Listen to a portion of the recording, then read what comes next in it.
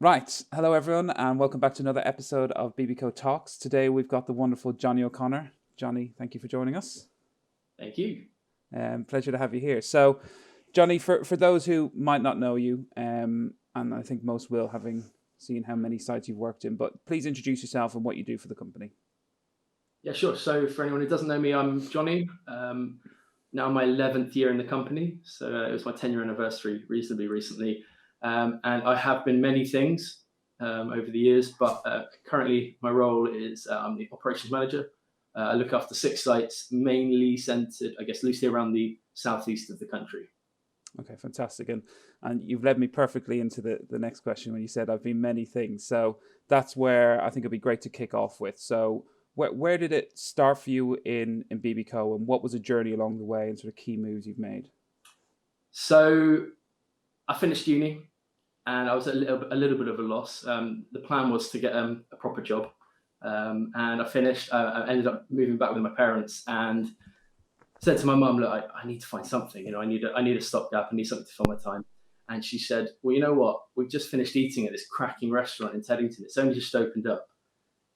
Maybe you should go down, see if they're hiring. And that cracking restaurant actually ended up being the King's Head, which had just opened that week. So I think they'd been on literally on the Sunday, and it opened on the Monday. So rang them up the next morning on the Monday, and I can't remember. I think I probably spoke to Harriet, who still works for us actually, and asked, would you mind if I have an interview, come down, talk about working together? And she said, yeah. So went down that afternoon, had an interview, got the job that day, and the next day on the Tuesday I was in uniform behind the bar working, which was great. Like it was all very efficient.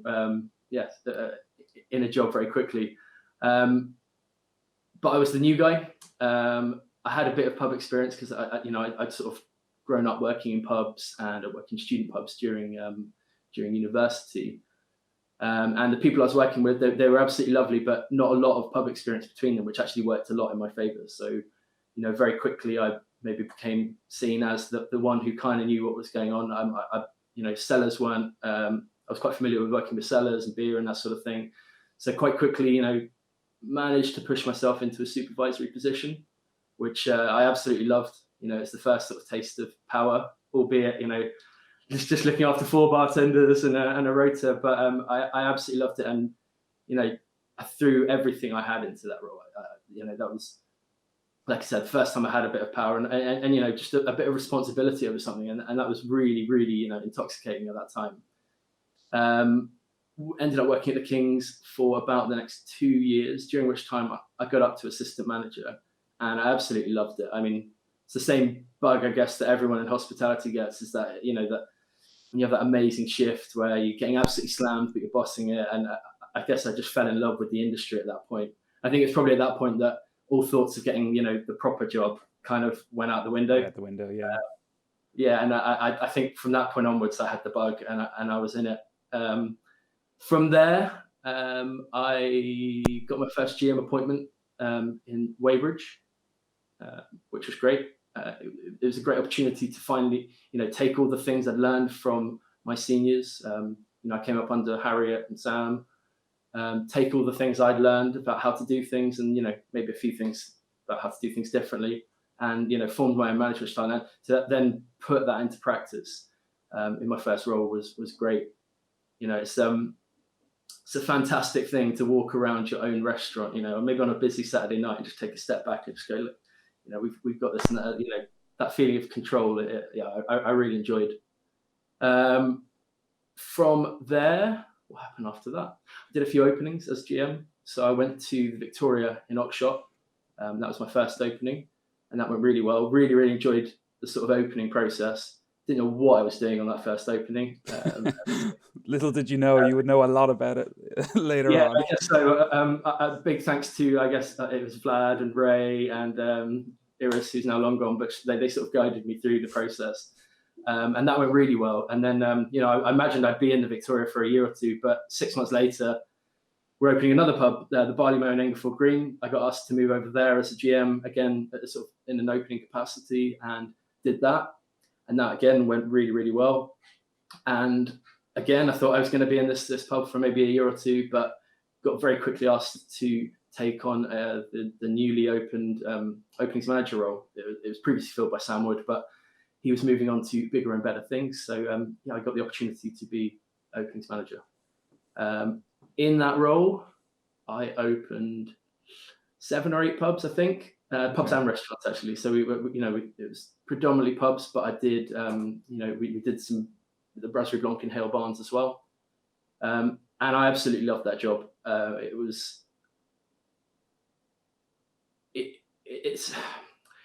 It's fantastic to see an empty building and 30 or 40 strangers who don't know each other. They don't really know what they're doing. To take that and 2 weeks later to open a restaurant, with all the furniture, everything, and all the training in place, and then maybe a month later take a step back from that restaurant and realize you've opened an absolutely banging restaurant that it's taking loads of money, the guests are happy, there's a real buzz around town. That for me was a huge highlight of my career. It must be quite emotional building someone up from, like, I've had the joy of seeing you in a couple of openings, and the most recent being Pressbury, and I was along then dusting off the apron to help out for a couple of days and realizing how bad I am. But you do notice that everyone you forget how much they are potentially in their first job, or they've these most incredible personalities, but in terms of skill and knowledge that they're lacking. So you really have to build that up, and then I suppose take that step back and hope they flourish. And well, I think for better or worse, I've always insisted, and I think a lot of us do, that we hire on character first, right, rather than skills. So we can teach you how to carry a plate or pour a pint, but you can't teach someone to hold a good conversation or look after a person. So I do say for better or worse, because it does mean that it ends up being quite a stressful situation in a lot of ways. You have to keep quite a close eye on a lot of the people that you're training up, but they get there, and they eventually get there, and you're right, the emotional feeling you get from seeing them overcome those barriers and those hurdles and get to the stage where they can do it all by themselves. And for me, it was an emotional situation to see that, but for them as well. Like, the minute I stopped babysitting, when they realise they've got to the stage where they can do this, and that it was always a fantastic process. Always sad to see them go as well. I eventually have to move on, and I form quite close bonds with these people because during the openings I'd probably see these guys more than they saw their families, their of course, parents, whoever it might be. Must be an amazing feeling when you go back and there's some people still in those roles years on, and you think, you just go in and you get that fantastic welcome because you know them and you've got to work alongside them. That's the best when you go back, like maybe 2 or 3 years later, and there's still the same people in there. I mean, it's so much down to the management team we've put in place that's the case, but a little bit of that is to do with the culture we've put in place on those first sort of days and weeks, and it's a satisfying feeling, definitely, to see them. Awesome. And from openings role, so you're obviously not in an openings role now, so what was that next step for you? The last opening I did was in Pressbury, which was a fantastic opening, and I was offered the opportunity in January last year to become an operations manager. Like I said, I did love the openings role, but I felt like I'd learn probably as much as I was going to learn from it, and I'd also spent quite a bit of my time in hotels, so I think it was time to move away from that, and the operations role came up, so I went for that and managed to get it, and I'm really glad I did. Obviously, it's been a bit of a weird one since last January. I did my training. I did about 2 weeks on the job, and then obviously we went into a bloody lockdown, didn't we? So a few lockdowns. a few lockdowns. So added to the stress of learning a new role, learning where I fit in, learning how to do things, learning systems, that sort of thing. I also had kind of the overhanging global pandemic just to add a slight curveball to the situation. I bet you can't wait to get back and sink your teeth in and. Yeah, I mean, I wouldn't have had it any other way. And I know, the pandemic is terrible, obviously, but I don't think I would have had it any other way. I'm someone who's always thrived on being just slightly out of my comfort zone. I think that's probably my happy place, and that's where I work the best. So I think, looking back, maybe it would have been too easy just to go in and, have a normal training session about being an ops and a normal sort of grace period. I think it's been a lot of fun. I've had to learn a lot very, very quickly. Yeah. But it's all gone very well. I mean, the whole company's in such a fantastic position at the moment. Like we've performed so well. So, fingers crossed. So far, I haven't done anything to break it just yet, and it's been a fantastic. Bring it on, honestly. Like if we were doing as well as we were in tier 2 and tier 1, imagine what it's going to be like when there's no tiers. we're gonna thrive, and I'm looking forward to it. So so obviously you've had this incredibly rich history with us alone in the company over 11 years, but let's take it back even further. So back to kind of leaving school. What was the plan when you mention a real job? What was on your mind? What would you have wanted to have got into? Well, see, that's, I guess, like anyone, that changes as you grow up. 1 minute you want to be a fireman, then you want to be an astronaut, right? So, but I think from a really early age, like I'm talking about, like from maybe 2 or 3 years old, I think I was kind of hospitality was always in my blood. So on my mother's side of the family, they were all publicans. So my grandparents were publicans. My uncle was publican. They owned their own pubs. And I remember visiting and just being absolutely fascinated by their pubs and their restaurants. Like I remember specifically going down, I was probably about 2 or 3 years old, going down into my grandfather's beer cellar and being absolutely amazed, like all these pipes and weird connections and things going on. And the smell, I remember loving the smell. And I mean, in hindsight, the smell of sticky beer in a cellar, probably not the nicest smell, but I think from that early age, I kind of got the bug. Fast forwarding a little bit, I'm a little bit of a nerd, and that kind of informed my choices when it came to university. So uni was, I took a digital media course. So among other things, it was lots of practical sort of techie digital media bits, like photo editing, video editing, that sort of thing. And that became quite helpful to us as a business a little later on. Yeah, I mean, we talked about how I was going to get a proper job. I didn't get that proper job in the end, but I did manage to sort of shoehorn some of the things I'd learned in my university course into work via sort of video editing. It started quite small. I was just doing little bits and bobs just to prove I could. I think that the first time I really, I guess, made something I was super proud of, it actually involved you, Mikey, and Tom, when you did your expedition to Mont Blanc.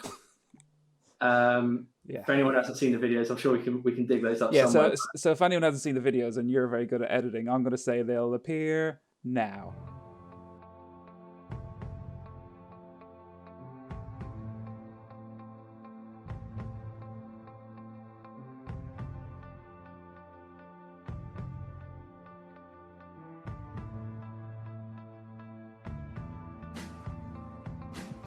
All right, amazing. So we've just those videos specifically. I like the first two. We made 3 videos actually. The first 2 were really good, but the third one we made, it was about your actual journey to the peak. And I remember we played it first in the conference, and there were people. You could see emotional response for people. And I just got this amazing feeling from producing those videos. And I just knew it was something I wanted to do and explore a bit more. And luckily, people appreciated those videos, and I got the opportunity to do more things. So I guess notably we did a Hale Barnes sort of story of our opening video, which again that was about 6-7 minutes long. It was just the journey, I guess, from getting that empty building, getting those 30 strangers, and what we do to transform those into an amazing restaurant. What else? I've done a lot of training videos now, so we do obviously cook-off videos with Clive. We've been doing Voila videos recently. Been doing some training videos with Vlad and Ray. The values video, which I hope everyone watching has seen. Yeah, so we'll do this little catchy thing again where I go, the values video that everyone will hopefully have seen, but if you haven't, here's a little snippet now. The drive to succeed underpins our culture. There is a pride in what we do. We have very high expectations, both of ourselves and also of the teams around us. We work hard and we get things done, not in a showy way. I guess I really enjoy doing the video stuff because it just means I've got another string to my bow essentially, and it just breaks up my week. And if I'm doing, if I'm operating my sites 4 days a week and I get a little 1 day a week, maybe every month, to do some video editing, that's a good thing for me. I think they've been incredibly powerful to have that resource. That I've spoken to people in other businesses, and it's a rare commodity to have, and something that I think started initially, as you mentioned, for conference videos, and it was a bit of, a bit of fun, a bit of wow, look what we can do. But then they actually turned into this valued resource. We went, actually, wow, we can really do something with this. And now, as you mentioned, you start filming with Clive and doing recipe videos with Ray, and it's turned into a real training resource for us. So as head of that department, we thank you. But yeah, no, it's awesome. So just to take things back to the business a little bit now then, I'd like to finish on a few little questions. So BBCo, 11 years you've been here. Is there one standout moment for you? Is there a standout moment? Wow. I guess for me, a standout moment was when I won an award at our annual conference one year, and then that it's not amazing. It's a great thing. It's not remarkable in that lots of people get awards, but for me, it came at the end of, I guess, quite a tough year. I'd been at the Queen's Head, and it's my first GM role, and for various reasons, I probably could have performed a little bit better in that role, and there were a lot of learnings I took from that first year, and I guess I put a lot of pressure on myself that year, and maybe things didn't go as well as they could, but I could have at that point given up and gone and done something else, but I sort of dug my heels into the ground. I thought, you know what, I'm not gonna let this beat me, and so I had a really good rethink about how I was doing things, and took on a lot of feedback from people, and ended up doing what I thought was quite a good job, and pushing the site forward in a really good way. That sort of culminated in the awards ceremony at the conference, and I got an award. I got the Call of Duty award, and it was for there was a week during Christmas where we had about 90% of our electricity out, so we had about 10% electricity. We had no lights or music in the whole restaurant. We had very little in the kitchen. We had one rationale oven and the grill, basically. It was Christmas, so we're doing parties of about 50 or 60, serving them all their food out of one rationale oven and the grill. So we managed to survive. And it got to the last day of this horrible, horrible week, and went into work that morning, and the electricity had gone completely. And we got 100 guests booked in that day for lunch. And obviously they've booked it months in advance. They've paid deposits. They've pre-ordered. This is their Christmas party. So we didn't want to let people down. So we called up every single guest and managed to move them over to Chobham, which had just opened. I then called Clive. I said, Clive, would you mind coming down and helping me out here? Because Chobham, because they just opened, they weren't running the Christmas menu that year. So I said to Clive, look, come down. I need you to cook the Christmas menu with stock from Weybridge that I'm going to bring over, with a load of chefs that have never cooked those dishes before. And we need to give 80 people their Christmas lunch. And we did it, and we managed to save that day. Incredible. And for that I got an award. And yeah, as I said, it came at the end of a pretty tough year for me, and to be recognised in that way was fantastic. And I think that was the first. I think I was put on the map at that point, and it's been kind of a steady trajectory upwards after that. Nice. And for those who don't know, you're now the person handing out the awards most years. So well, yeah. What a treat. Indeed. Right. Last serious question for you, and then I'll move on to some quick fires. If you were to describe BBCo in one word, what would it be?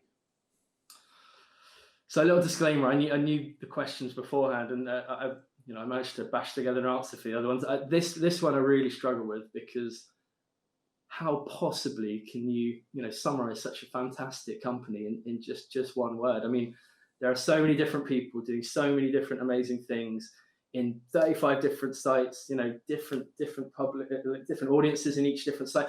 It's a very hard thing to whittle that down to one word. I don't know if this is a real word, so maybe undefinable. Undefinable. I was going to go with just one, and my word is fabulous. Fabulous. Love that. Okay, amazing. Right, quick fire questions for you, something to finish on for a bit of fun. I don't know why I do this, but I always do. Marmite, love it or hate it? I love it. Love it. Okay. I had go to M&S, you can get Marmite hot cross buns. Yeah, and they've just released a chili Marmite, which my wife is very excited about, but I am not. Monopoly or Cards Against Humanity? 100% Cards Against Humanity. Monopoly's fun for the first 10 minutes, and then it drags until all hell releases at the end. Right, a little would you rather? Would you rather go lie on a beach in the Bahamas or go on an adventure holiday? Probably the adventure holiday. Okay. And then you touched on this earlier, but last one for you. where's your happy place? What's that place you like to go just to get away from it all or think of? My happy place is spring or summertime in my shorts and t-shirt in my back garden, barbecuing basically. Any sort of cooking outside. I love. I wasn't really going to show my bottom half. I'm kind of in my shorts this morning actually. So we'll pretend that hasn't happened. But that's my happy place. Cooking a massive bit of meat on a barbecue outside in the sun, friends and family around. That's about as good as it gets for me. Yeah, ditto. Yeah, I agree with you on that. Amazing. All right, well, Jonny, this has been awesome. Thank you so much. Really appreciate it. And cool. Thank you, everyone. See you soon. See you soon.